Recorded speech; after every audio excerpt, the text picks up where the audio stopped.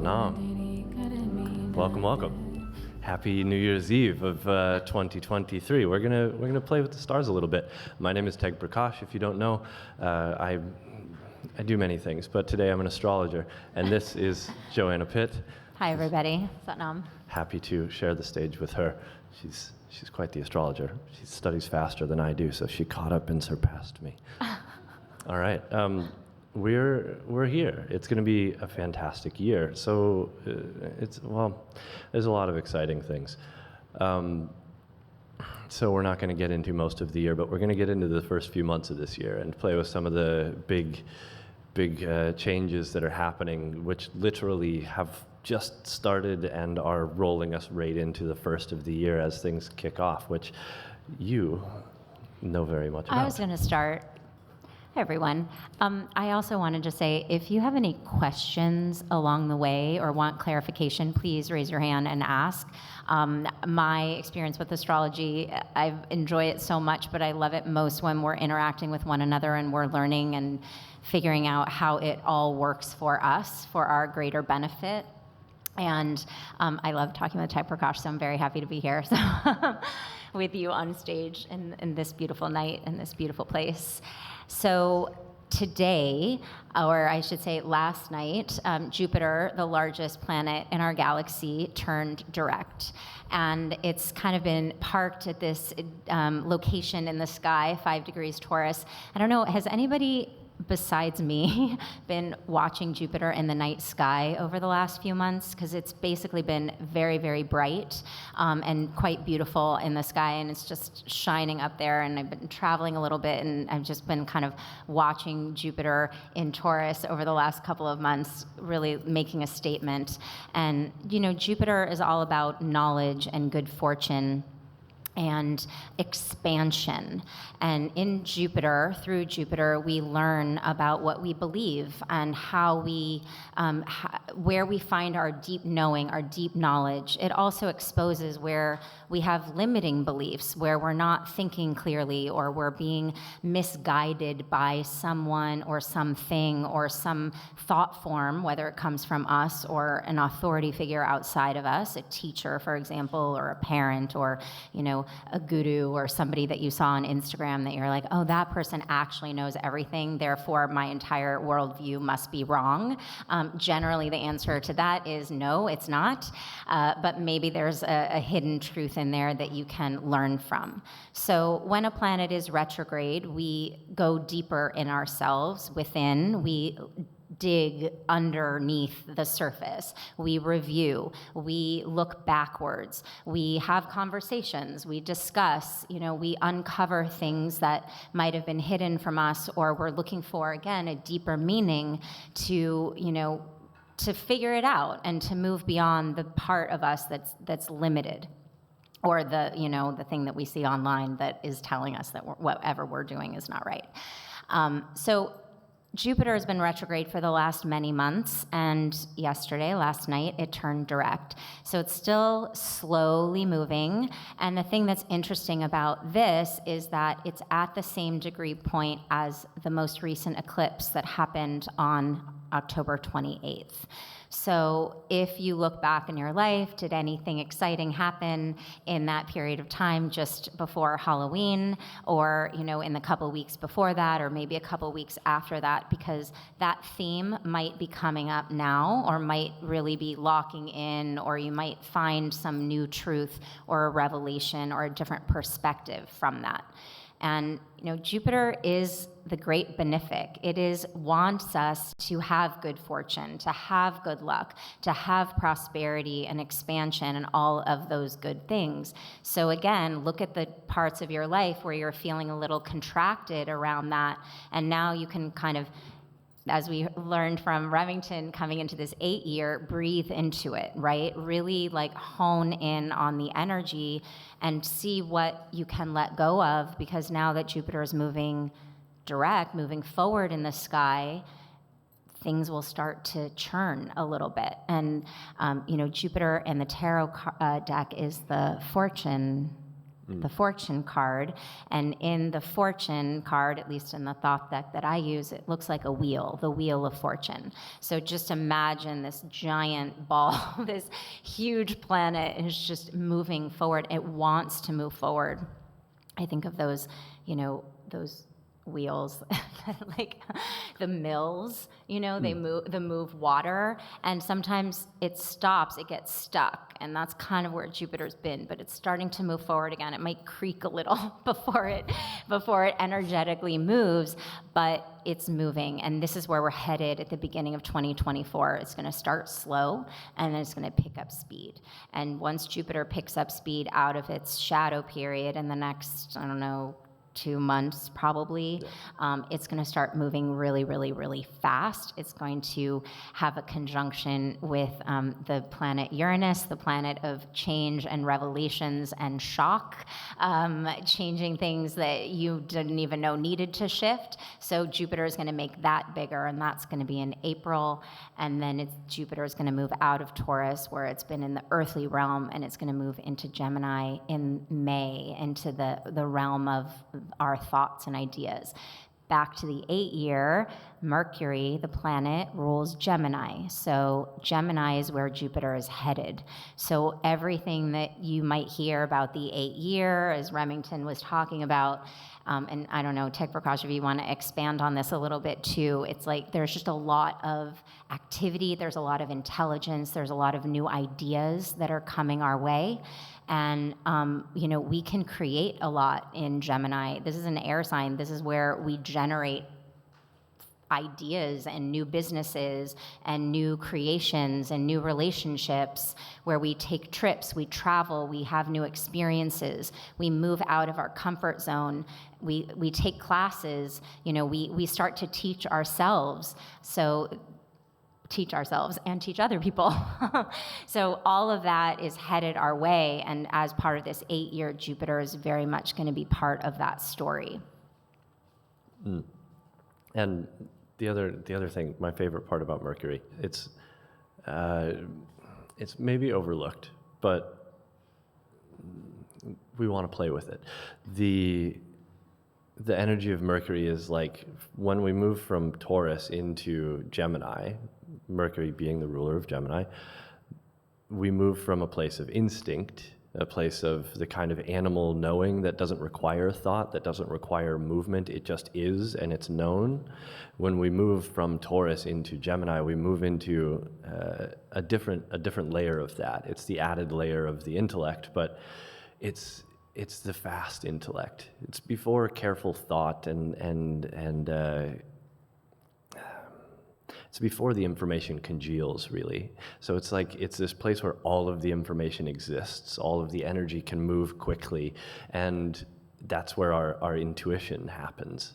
Because the information's there, we have it, we know it, but it's not, maybe it's jumbled or it's put somewhere weird in our subconscious or whatever, but Gemini is that energy of quickly bringing those things to the surface and being able to trust them.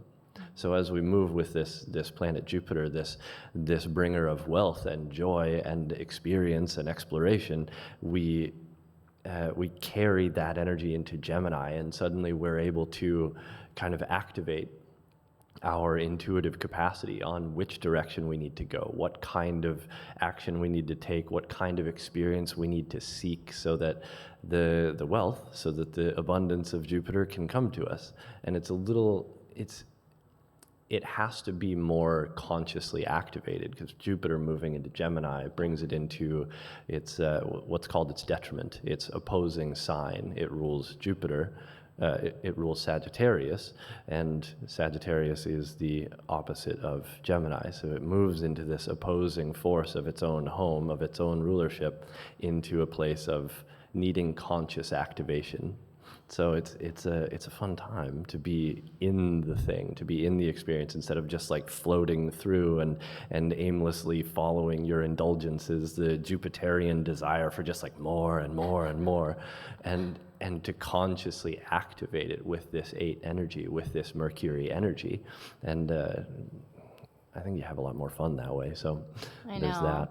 And sometimes too, I mean, all of the planets' energies have polarities, right? So Jupiter, planet of good fortune, likes to have a good time, but the polarity of this is excess. There could be too much, right? So too many great ideas, right? Too many thoughts, too much, communication. You might overdo it, in that air, in the realm of the air, in the realm of our intelligence and our thought forms. So it's going to be an interesting period, as you say, Jupiter in its detriment, in its opposite sign of Gemini in the second half of the year.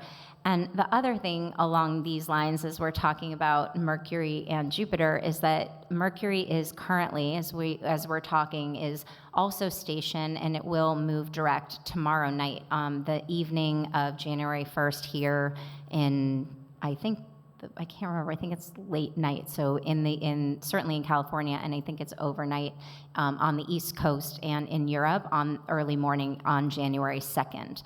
So as we're here, Mercury is not really moving in the sky, and often again, Mercury is telling us to review what we know, what we're doing, our business deals, for example, our conversations, our communications with other people.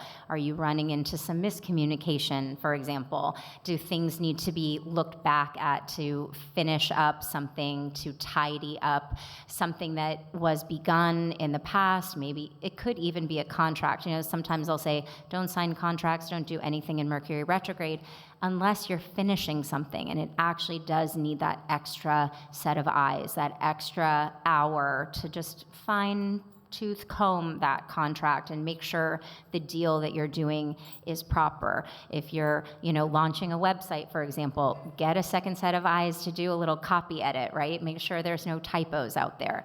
So Mercury right now is in the sign of Sagittarius, ruled by, of course, Jupiter and Taurus. So these planets are very much tied together energetically right now, and they will continue to be tied together over the course of 2024. Certainly Mercury as the planetary ruler of the 8-year. So again, a lot of data is coming our way, a lot of logical thinking, and potentially a lot of great fortune, and potentially a lot of excess. So pay attention to where that's headed. And the last thing I want to say about Mercury is that this year in 23, all of the Mercury retrogrades were in earth signs. So that's the area where we manifest, where we create true 3D things from the earthly realm, where we're actually creating a product or a business or a brand new relationship, for example. It's coming up from the earth. We're manifesting it through our desires and through our energetic experience, through our sensory system. And next year, all of the Mercury retrogrades are going to be in fire. So the energy of Mercury, Mercury is the god of the traveler, right? Just commerce, best friends, neighbors. You're moving around a lot, as Prakash said, very, very fast energy, and so is fire. Fire is the creative spark.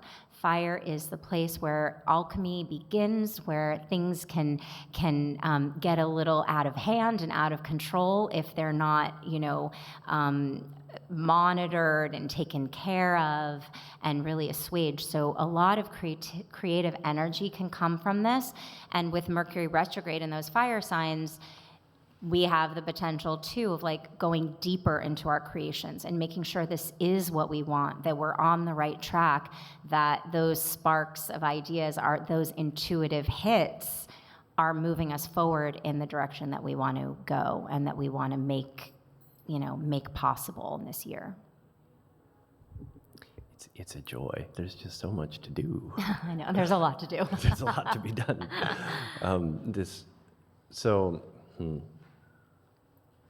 No, there was something that floated through my head about Mercury, but we're moving forward in true mercurial form. We're just skipping things or forgetting things, and that's fine. All right. The next iteration of intuition, when we're thinking about these air signs, when we get Gemini, Libra, Aquarius, there's a similar thread, which is the mental state, the mental energy, and that movement of information, that movement of signal in the mind, kind of takes on a different flavor in each of these signs. We get this Gemini energy, which Jupiter's moving into and is active this whole year during the 8th year. It's the start. It's the neuronal firing. It's the brain activating and becoming alive and moving information. And then we get into Libra, where we start to formulate that information and create collaboration through that. We exchange the information in ways that are conscious and directed and collaborative.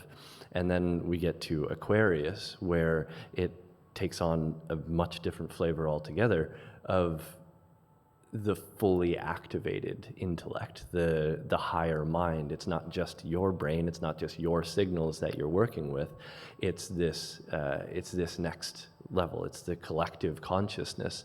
And Aquarius is a lot of other things, but that collective consciousness is well, it's particularly relevant this year.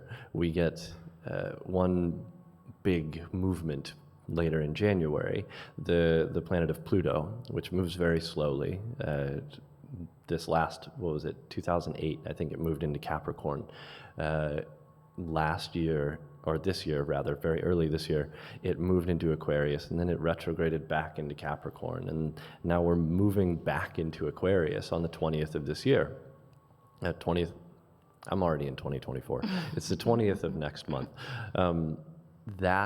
That shift, Pluto being the planet of transformation, it ultimately, you boil it all down, everything that Pluto is about has to do with the transforming of energy into something new, completely different, or otherwise, it's evolving when we move into Aquarius. And that shift of Pluto is a global shift. It's like we get the Pluto and Capricorn, we have no idea what the kids are going to be like. We have the Pluto and Sagittarius kids, and we see what they're doing. They're completely upending everything that we know about society and how social systems work and how monetary systems work. They're just trying new shit. They're just playing with it.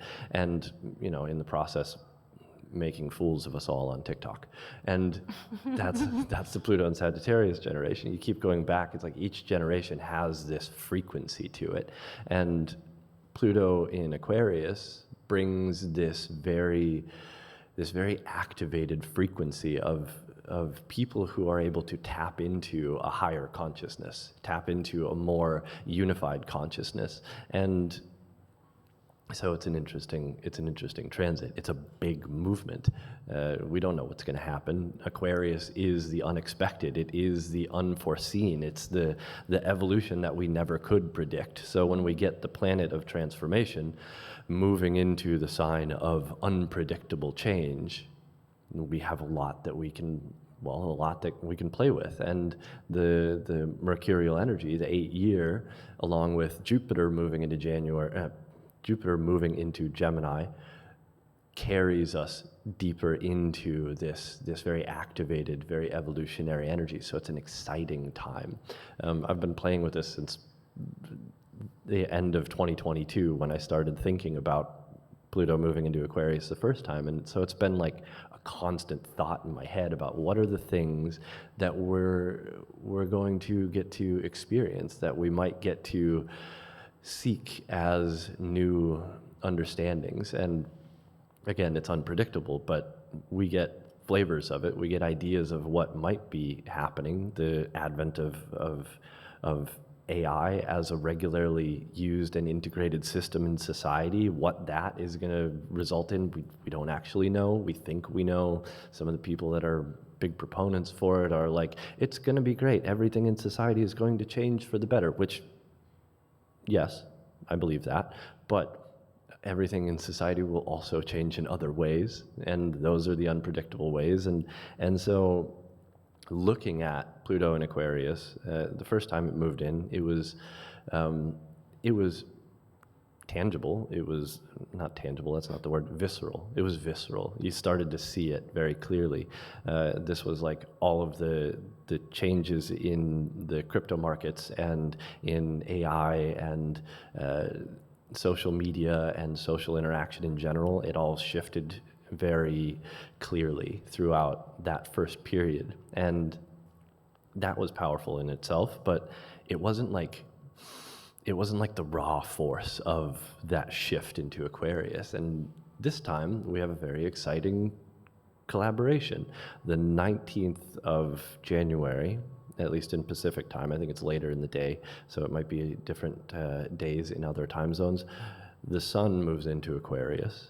But right before that, it lands on this Pluto in Capricorn at the very final degree and minute of Capricorn. It's the mastery of the mastery point.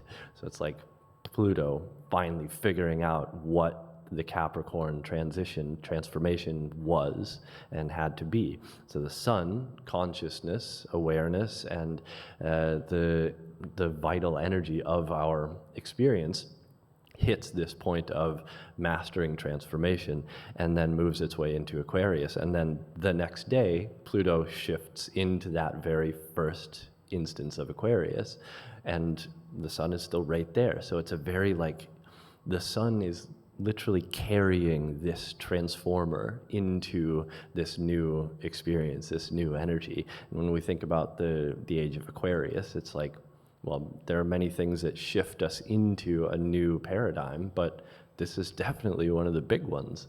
So the things that happen throughout the year with this energy, having started off with such a vital support system with the sun, it's going to be a lot of fun. I'm thrilled about it. Yeah, this is going to be a big.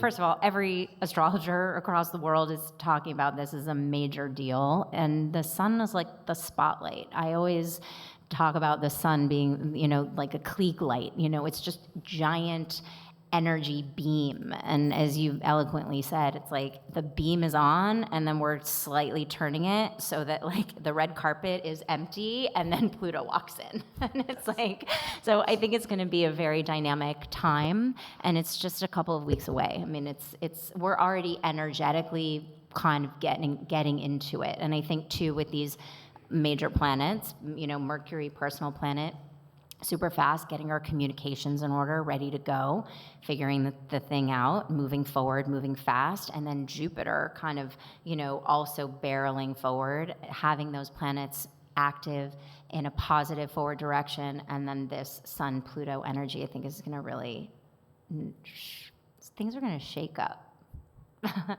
loudly, potentially, more so than they already are, but in a different way.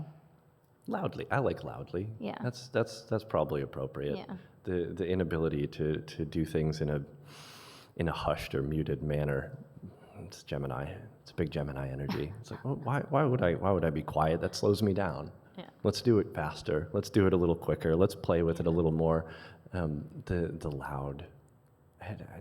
I hadn't thought about that. It could potentially be very loud. I think that the other thing that we want to think too, I mean, we're talking more on the global scale, but from a personal perspective, if you know your astrology chart, check out if you have anything near 0 degrees Aquarius, or in any sign 0 degrees. This is going to be potentially impact you personally, and also check what house it's in for you. So that's going to tell you the environment or the area of your life that it's potentially could be running a little bit of the story or the show, because it will be different for all of us. But what does this mean for us? Aquarius is also about innovation and, change, leaving something behind, whatever the status quo was, moving forward in a new direction, taking chances. Aquarian energy is about the collective, about our social networks, right? Are you feeling like you've got the right community around you? Do you need to make shifts in the people that you're spending time with? One of the things that I've learned too is, you want to be surrounded by people that are challenging you and that are helping you grow. that you admire, that you want to be like, right? Make sure that your social network includes those people. And if not, look around and ask for an introduction to somebody that you think is interesting or doing something innovative, or somebody that you can potentially emulate. There's information out there, people that are using their psychic gifts, for example, or that are deeply attentive and attuned to their intuitive faculties. If that's an area that you want to grow deeper in, Pluto in Aquarius is going to help you get there. And certainly, we're using Aquarian technology here, doing Kundalini yoga.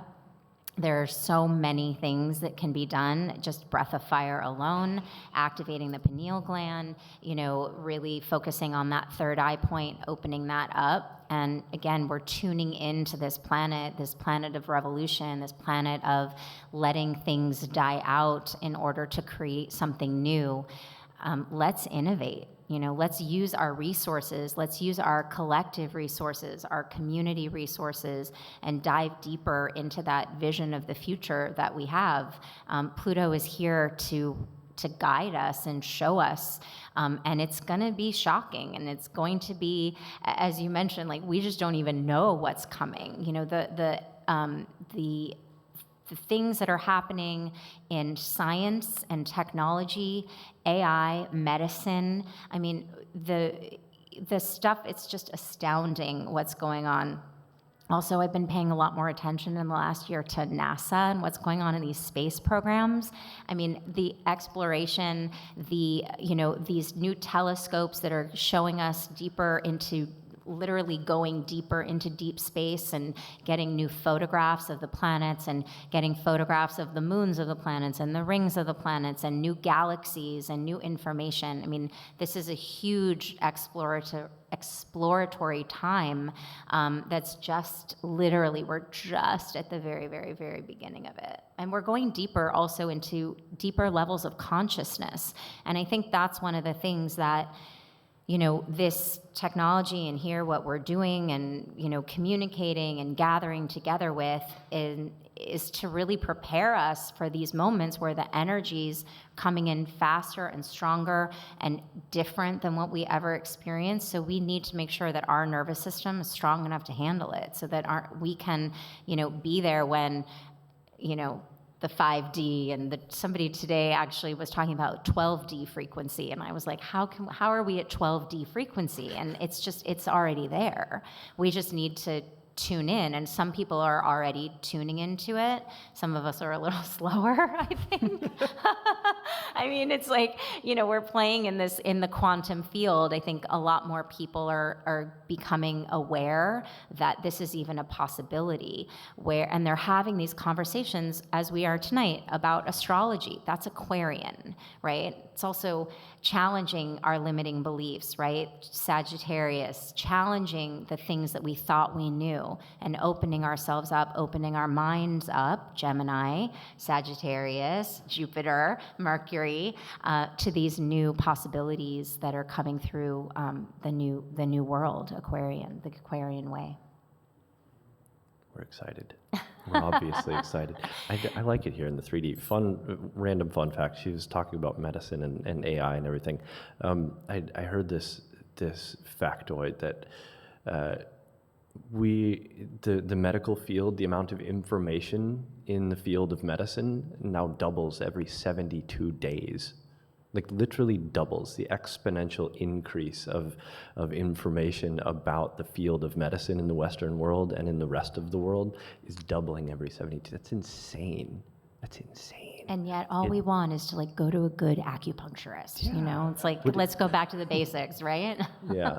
For context, when Pluto was discovered in the 1930s, early 1930s, between 1900 and 1950, the amount of medical information doubled. So it's 50 years.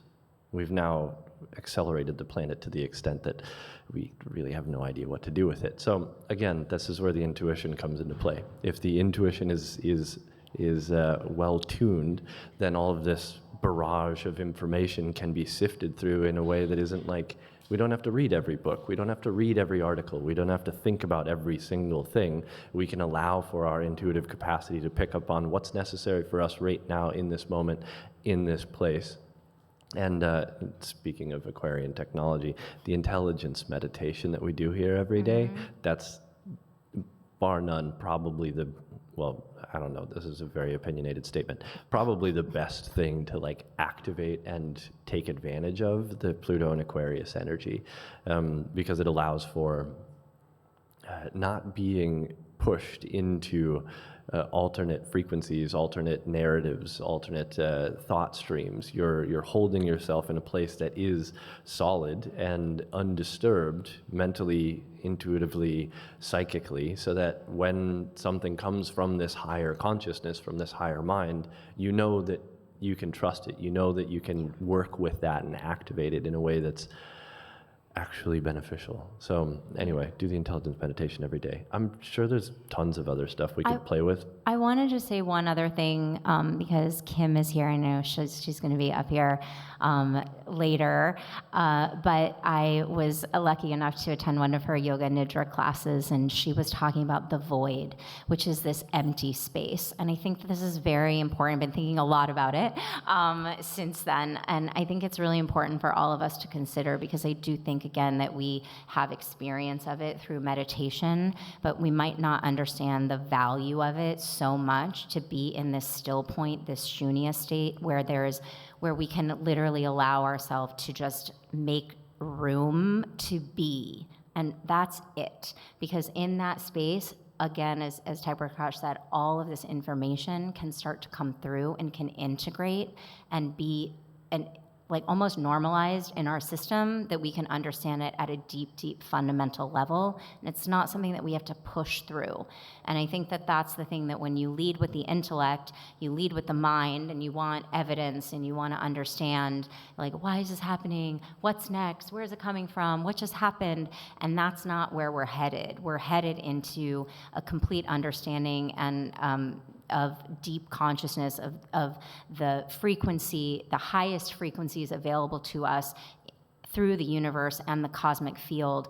And we need to be prepared for it, and we need to understand that it can happen without us actually having to push anything through, and that as long as we're present, and that we can allow it. And it's very important for us to stay stable and clear in this period.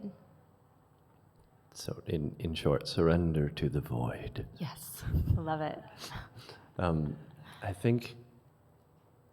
wonder, are there any questions in the room? Curiosities, things that popped up in your mind, intuitive hits about things that you should know? We're all just ready to do some more. We're ready for practice. the next round of yoga. I would also say Pluto will be retrograding this year, so it'll come in January to Aquarius. It's going to go back into Capricorn. It'll come back in. It'll go back out. And on November 19th, 2024, it's there for the duration, 20 years. Pluto in Aquarius, 20 years. It's going to be a great Starting ride. November 19th. Yeah, right before our holiday season. So. Oh, all right.